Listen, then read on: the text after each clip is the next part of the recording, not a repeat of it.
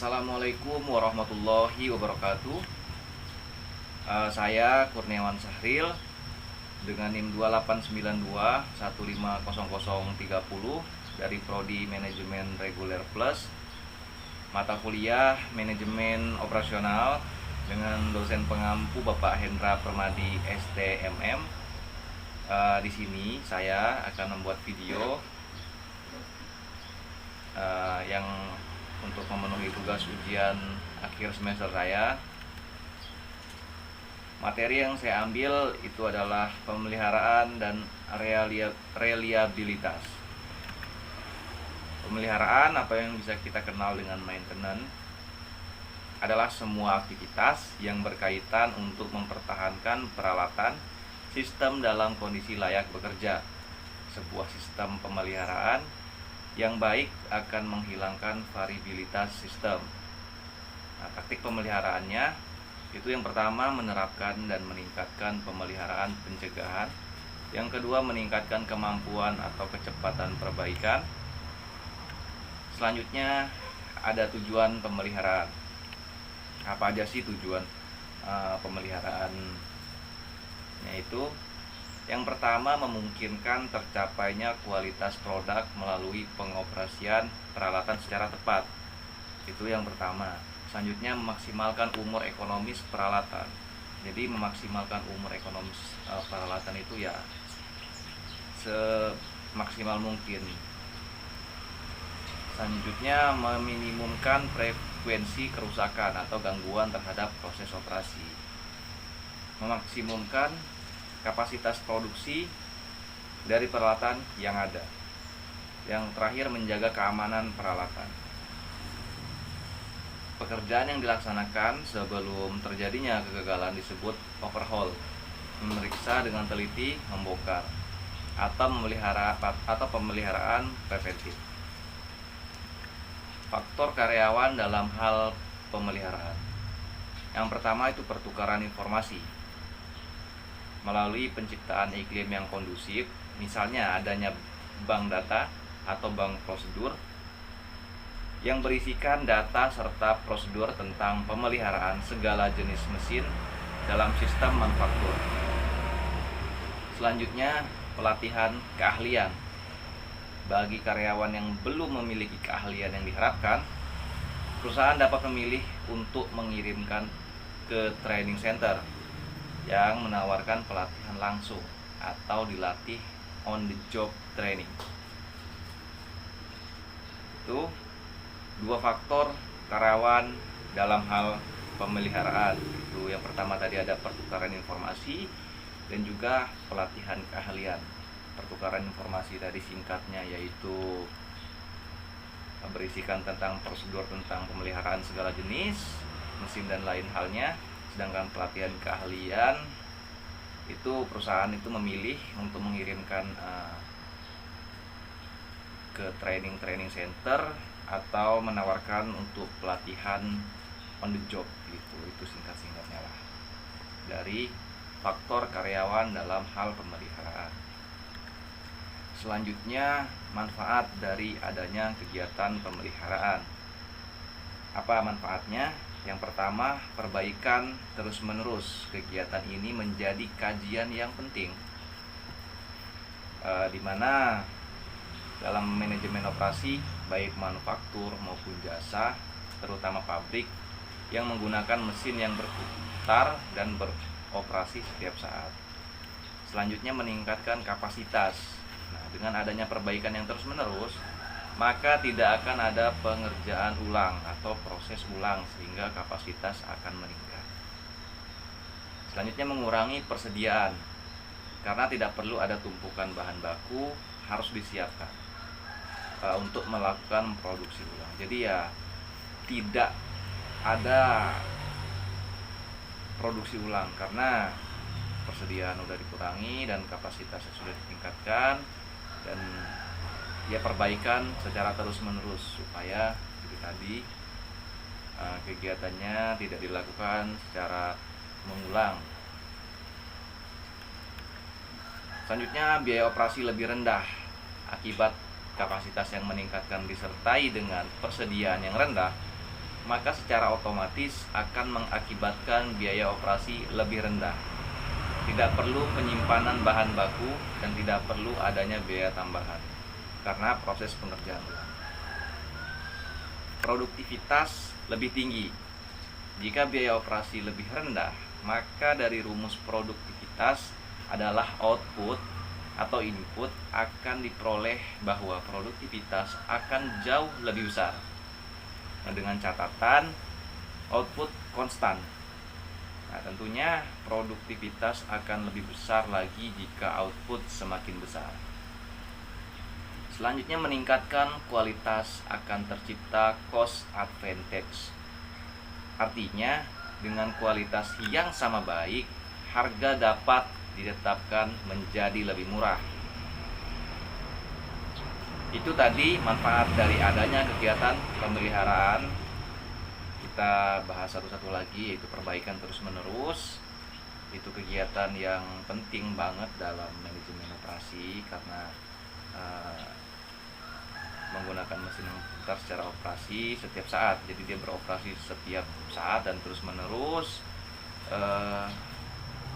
Jadi ya harus juga ada perbaikan juga secara terus menerus. Meningkatkan kapasitas itu tadi, dimana ya kalau kita udah meningkatkan kapasitas juga kan proses berjalan terus dan perbaikan juga harus terus menerus. Mengurangi persediaan, biaya operasi lebih rendah, produktivitas lebih tinggi. Ya kalau produktivitas lebih tinggi, itu tentunya produktivitas akan lebih besar lagi jika outputnya semakin besar. Meningkatkan kualitas akan tercipta cost advantage. Ya artinya itu tadi yang telah saya jelaskan tadi, kualitas yang sama baik, harga dapat ditetapkan menjadi lebih murah. Nah, ini selanjutnya faktor yang menyebabkan kerusakan mesin produksi. Pertama, pemilihan rancangan bangunan yang tidak sesuai. Jadi ya untuk kita menghindari agar tidak terjadi kerusakan pada mesin produksi itu, ya kita harus memilih rancangan yang sesuai. Jangan sampai kita memilih rancangan bangunan yang tidak sesuai. Contohnya ada di faktor penyebab kerusakan ini. Selanjutnya yang kedua, itu keterampilan operator dan petugas pemeliharaan yang tidak mendukung dalam pengoperasian mesin produksi.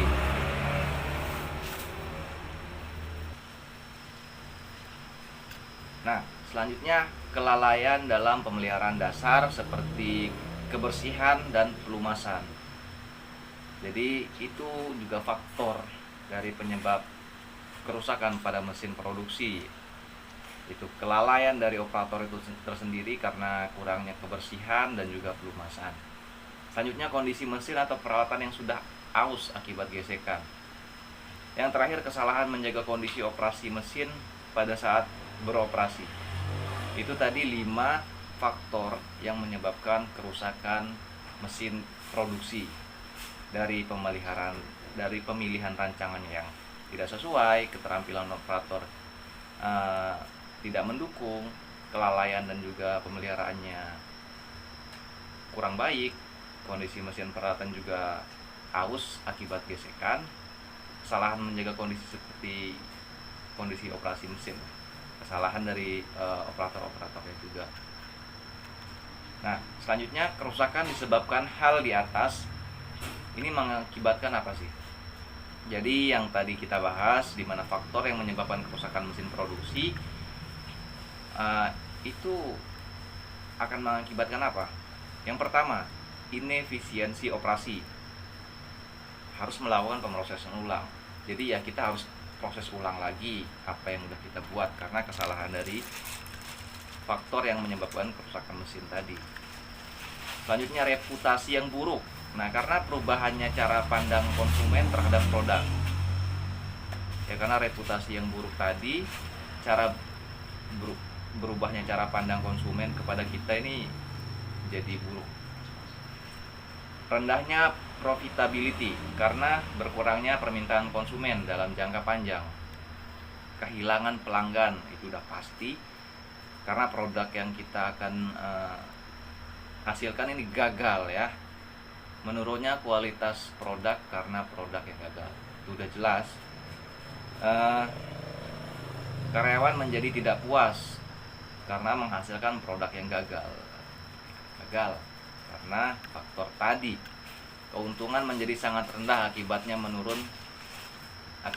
menurunnya permintaan. Sudah jelas. Itu udah jelas. Pasti akan menurun permintaan dari pelanggan ya, karena produk yang kita hasilkan gagal. Karena faktor-faktor penyebab kerusakan mesin tadi. Selanjutnya, sebuah fasilitas pemeliharaan yang baik memerlukan 6 fitur berikut.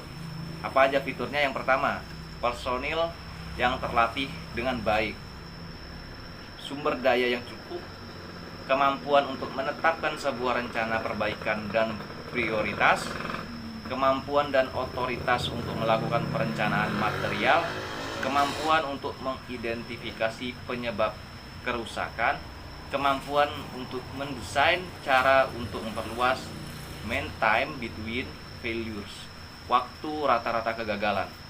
Jadi ini adalah 6 fitur pemeliharaan yang baik. Kita harus perlu 6 fitur ini.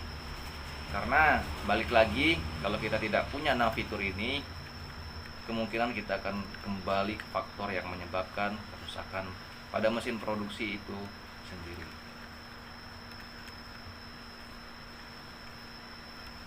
Selanjutnya, keandalan atau reliability. Kita bahas singkat aja tentang keandalan atau reliability ini. Adalah probabilitas suatu komponen atau sistem untuk melakukan fungsi yang ditentukan dalam periode waktu tertentu di bawah kondisi yang dirancang untuk beroperasi. Nah, taktik andalan atau taktik dari reliability ini itu dua yang akan saya sebutkan di sini, yaitu meningkatkan komponen individual, memberikan redundansi.